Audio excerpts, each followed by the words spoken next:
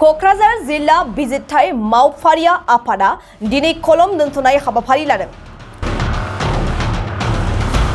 क'क्राझार सहरनि बिजिरथाय मावफारियानि मावख'आव दिनै कलम दोनथ'नाय एबा पेन डाउन हाबाफारिखौ लायो।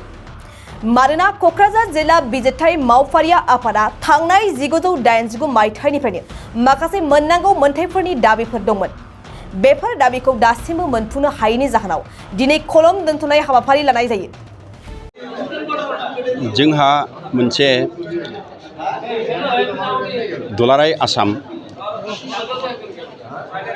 बिजिरथाय मावफुं हान्जानि आफाद बियो दिनै 1989 निफ्रायनो जोंहा माखासे डिमान्ड दंमोन। बे डिमान्डखौ जोंनि गुवाहाटी हाइकर्ट आरो गुवाहाटी हाइकर्टनिफ्राय सुप्रिम कर्ट सिम जोङो केस खालामदोंमोन जोंनि डिमान्डखौ लानानै। दा बेवहाय मानिनां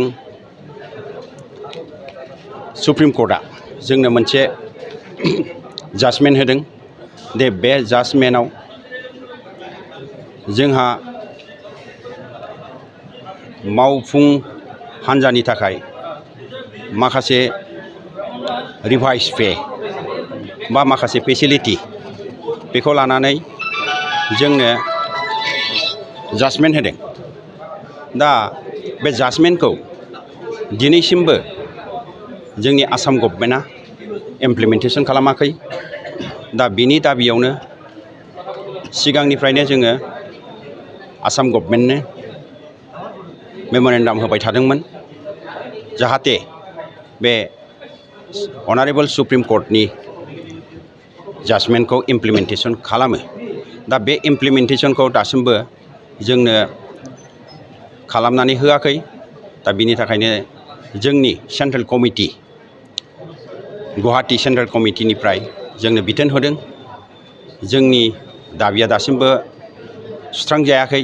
बेनिखायनो जोङो कर्म बिरति पेन डाउन बेखौ जोङो दिनै अबजार्भ खालामनो थाखाय थिरांथा लादों। दा दिनै जोङो जेबो खालामा अफिसाव फैनानै जोङो जोंनि दाबिखौ होस्रिख्रावदों। गोजोन्थों। बेनो जोंहा बाहाय पेसकार होनो बाहाय 1 ग्रेड 2 ग्रेड 3 ग्रेड बे हिसाबै फेसिलिटि होनांगौ आरो माखासे ग्रेड 4नि स्टाफनि थाखाय 25% बिथांमोननो बारायनानै होनांगौ आरो स्टेन'ग्राफार जायखौ शर्ट हेन्ड होनो बिथांमोननो गारि सालायग्रा ड्राइभार बिथांमोननो रेकर्ड किपार जेहा बिसार खालामखांनानै जोङो जमा दोनो बाख्रि बे रेकर्ड किपार बिथांमोननोबो माखासे स्पेसियेल एलाउन्स जोंहा डिमान्ड दंमोन। आरो बेबादियैनो अनारेबल सुप्रिम कर्टआ जोंनो बिथोन होदोंमोन जों मोननांगौ होननानै जोंनि दाबिया प्राप्य होननानै। दा बेखौबो होआखै स्पेसियेल एलाउन्सखौबो।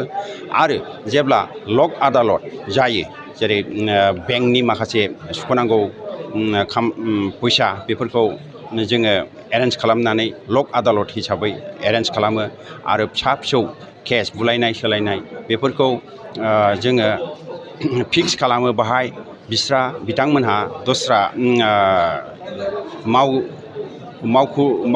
मावफुंग्रा हान्जा गैया। बेनिखायनो बे जेनेरेल जोंनि स्टाफनिफ्रायनो जोंनो मावहोयो। बावहाय 5% जोंनो होनांगौ बेखौबो दाबि दं। आरो बेबो जेनुइन दाबि होननानै अनारेबल सुप्रिम कर्टआ बुंदों।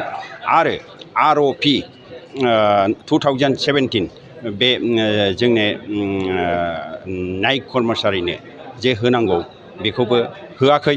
आरो जोंहा जेरै जारिखारक बिथांमोना जेरै नटिसफोरखौ लानानै गोबां जायगायाव हैयो जायहा केस जादों बिथांमोननो होयो।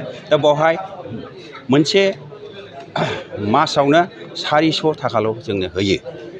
दा बे 400 थाखाया साननैसो बेरायबानो जोबो बिथांमोननो बे साफिसियेन्ट नङा बेखौबो बृद्धि खालामनानै होदों बारायनानै होदों बेखौबो जोंनो होआखै आरो जेरै अफिसार जुडिशियेल अफिसार बिथांमोनहा जेरै बिमा बिफा लोमजायोबा गाव लोमजायोबा गावनि फिसा फिसौफ्रा लोमजायोब्ला लोमजानायनि बाबदाव जोङो डाक्टारनि खरस जेसेबां मोनो होनांगौ जायो बेखौ जोङो मोनफिनो बिथांमोना मोनफिनो दा बिथांमोन बादियैनो जोंनि गाहाय थाखोनि जेरै मावफुं हान्जा बिथांमोनाबो बै अफिसार बिथांमोन बादि बे फेसिलिटिखौ मोनो बेखौ अनारेबल सुप्रिम कर्टआ जोंनो जाजमेन्टआवनो रोखा रोखा होदों दा बेखौ आसाम गभर्नमेन्टआ दिनैसिमबो 1989आव केसखौ थिखांदों आरो जाजमेन्टखौ होदों 7/10/2009 दा 2009निफ्रायनो बिथांमोनहा आसाम गभर्नमेन्टआ जोंनो होनांगौ दा बिथांमोना होआखै बिनि थाखायनो जोङो दुखु मोननानै दिनै बे खामानि मावै मोनसे जोङो आन्दलन खालामदों दिनैनि थाखाय गोजोन्थों। थाखो जिसेआव मुं थिसननो हांखुर जानाय फरायसाफोरनि थाखाय मोनसे गोनां फोसावथाय। रौता नर्थ इस्ट पाब्लिक फरायसालिया नोंथांमोननो मोनसे गोजोनथाव खौरां लाबोदों। CBSE जों गनायथि मोननाय रौतानि मुंदांखा नर्थ इस्ट पाब्लिक स्कुलाव दायो थाखो जिसेनि मुं थिसननाया सोलिगासिनो। साइन्स आरो आर्ट्स मोन्नैबो स्ट्रिमनि थाखाय रौतानि नर्थ इस्ट पाब्लिक स्कुलाव मुं थिसननाया सोलिगासिनो। बे फरायसालियाव थाखोनि फराफारि आयदा फोरोंथाइजों लोगोसेयैनो JEE NEET CUET engineering medical entrance आनजादनि थाखाय उफ्रा फोरोंथाइबो होनाय जायो।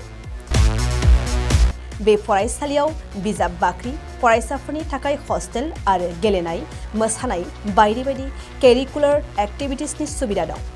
गोसो गुदुं फरायसाफोरा दिनैनो दानो नैबे मबाइल नम्बर 8638605769 नङाब्ला 9435184298 आव थोंजों सोलाद लानो हागोन।